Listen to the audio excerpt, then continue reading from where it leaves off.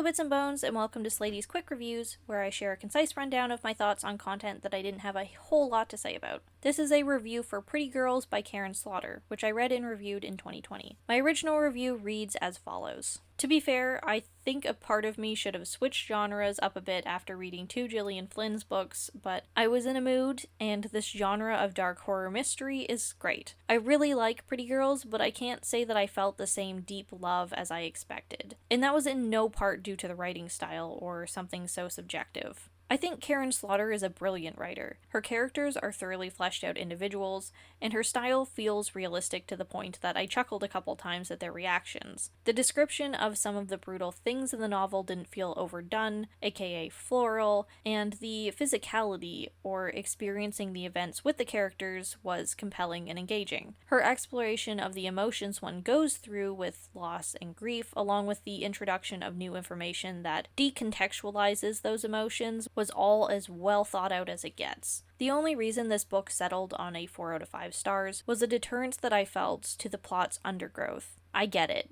The bad guy can't just be the bad guy, he has to be the baddest guy possible to set him apart from every other bad guy, but it was too much for me at some points. The revelations, connections, and betrayals didn't need to be that intertwined to the point where everything is all connected one way or another. I found myself wanting the plot to just stop with the new information, the revealing of the awfulest case scenario, rewriting the past, and getting on with the current tension.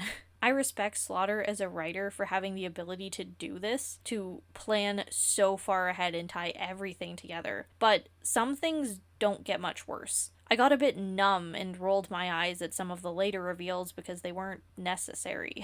It doesn't get worse, stop making it worse. Solid read, but not one that I would recommend binging. The chapters needed time to sit so it wouldn't feel like the worst, aka the worst thing that can happen, peaks at halfway through the book, and everything after is just, yeah, that's terrible too. Next? And now a word from Present Slady. I've read and watched quite a bit more horror since I read Pretty Girls, and I still have a deep respect for Slaughter's writing, but I am conflicted whether I should bump it up to a better score considering it holds up so well against other media. I just don't know. I feel like my criticism of the ongoing reveals as just getting worse and worse and more depraved was valid. I wish it had been cut a bit because at certain points it stopped being about questioning, oh, but could he really have been that evil? Could it be that much more fucked up? And it was like, yes. The answer is always going to be yes, please, get on with it.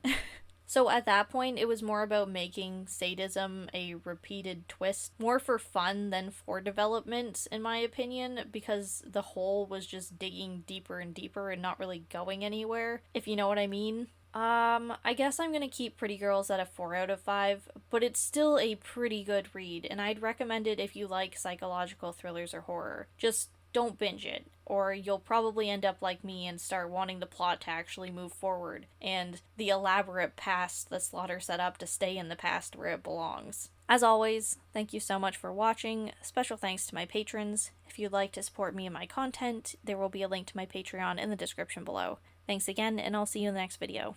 Bye!